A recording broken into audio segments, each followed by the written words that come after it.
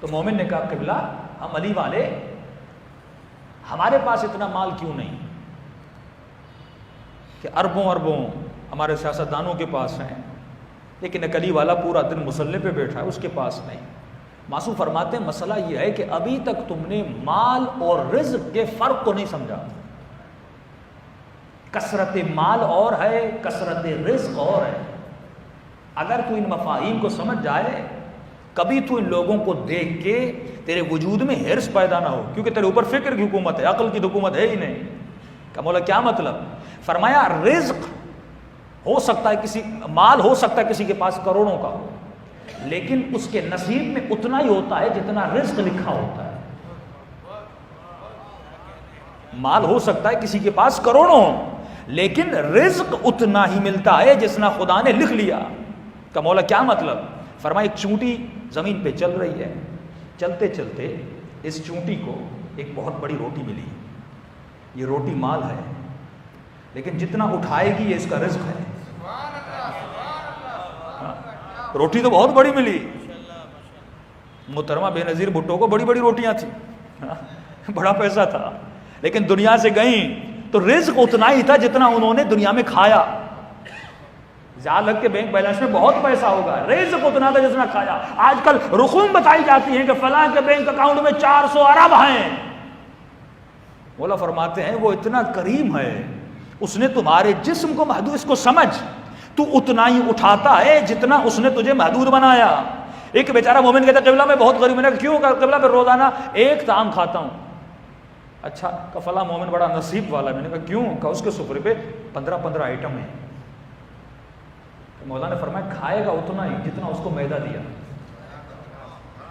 اس کا پیٹ اللہ نے محدود رکھا، یہ جسم محدود ہے، اس سے زیادہ آپ نہ کھا سکتے ہو نہ پی سکتے ہو، اتنا ہی ڈالو گے جتنا اللہ نے جگہ دی، اتنا ہی اس نے رزق رکھا۔ چاہے آپ کا پورا کمرہ گندم سے بھرا ہو، لیکن جتنا رزق اتنے لکھا ہے اتنا ہی تمہارے نصیب میں آئے گا، باقی تمہارے نصیب میں ہے ہی نہیں۔ یہ انسان کی آنکھوں کا دھوکہ ہے کہ وہ مال کو اپنا رزق سمجھتا ہے۔ کثرت مال رزق نہیں ہے، جتنا اس نے لکھا وہ تمہارا رزق ہے۔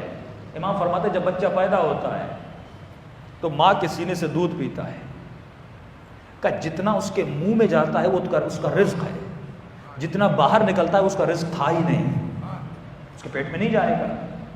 پھر امام فرماتے ایک مومن ہے، اس کا گھر جو ہے، آج کل مومنین اسی پہ بڑا غبطہ کھاتے ہیں، مولانا ہمارا گھر چھوٹا ہے، ہم 100 گز کے گھر میں ہیں اور فلاں کا گھر 500 گز کا ہے، کیونکہ عقل نہیں ہے، اس کے اوپر فکر غالب ہے۔ اب مولا بہت پیارا جملہ فرماتے ہیں، فرمایا اگر 500 گز کا گھر ہے تو یہ مال ہے، لیکن جتنے میں وہ رہتا ہے اور سوتا ہے یہ اس کا رزق ہے۔ رات کو جس بستر پہ سویا یہ اس کا رزق ہے، جہاں پہ بیٹھ کے اس نے چائے پی یہ اس کا رزق ہے۔ باقی جس پورے محوطے میں اگر 1 ایکڑ کی زمین بھی ہے لیکن اس کے کسی کام کی نہیں، نہ رہتا ہے نہ سوتا ہے نہ جاتا ہے نہ آتا ہے، وہ مال ہے، وہ رزق نہیں ہے۔ اور امام فرماتے اللہ سے دعا کیا کرو، اے خدا وہ رزق دو، وہ مال دو تو جو بابرکت ہو، مجھے بے برکت زندگی نہ دینا، مجھے بے برکت مال نہ دینا، مجھے بے برکت بچے نہ دینا، مجھے بے برکت بیوی نہ دینا۔ امام حسن کی بیوی بڑی بے برکت، شوہر کو زہر دیا۔ فرمایا علی اصغر کی زندگی 6 مہینہ، کتنی بابرکت زندگی ہے، صدیاں یاد کر رہے ہو جناب علی اصغر کو۔ فرمایا کربلا کتنی بابرکت تھی، حسین کی زندگی کتنی بابرکت ہے، اہل بیت کی زندگی کتنی بابرکت ہے۔ وہ تو 60 سال 40 سال 50 سال حسین، اہل بیت حسین اور ان کے دشمن جی کے چلے گئے، لیکن ان کی زندگی میں برکت کہاں ہے؟ آج جاؤ ان کی قبروں پر، نہ کوئی فاتحہ پڑھنے والا نہ کوئی یاد کرنے والا، لیکن ایک مومن تھوڑی سی زندگی گزار کے جائے، لیکن ایسے گزارے جیسے علی ابن ابی طالب نے بنائی، تو مولا فرماتے ہیں مرنے کے بعد بھی ہم اس کی زندگی کو بابرکت بنا دیتے ہیں، یعنی مرنے کے بعد بھی اس کو رزق مل رہا ہے۔ سبط جعفر صاحب زندگی بابرکت ہے کہ نہیں؟ اے مومن غبطہ کھائے بھائی، یہ کاش ایسی شاعری نہ کرتے، ایسا کریکٹر نہ رکھتے، نہ مرتے، شہید نہ ہوتے، تو اگر ایسے نہ بنتے تو آج ہر مجلس میں ان کو یاد کیا جا رہا ہے۔ یعنی جب خود تھے تو اپنے لیے ثواب کما رہے تھے، اب خود نہیں ہیں، مومنین ان کے لیے ثواب بھیج رہے ہیں۔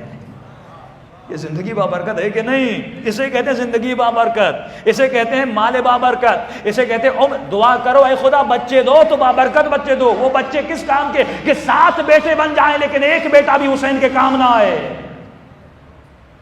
لیکن ایک بیٹا ہو جناب قاسم جیسا۔ یہ ہے زندگی بابرکت۔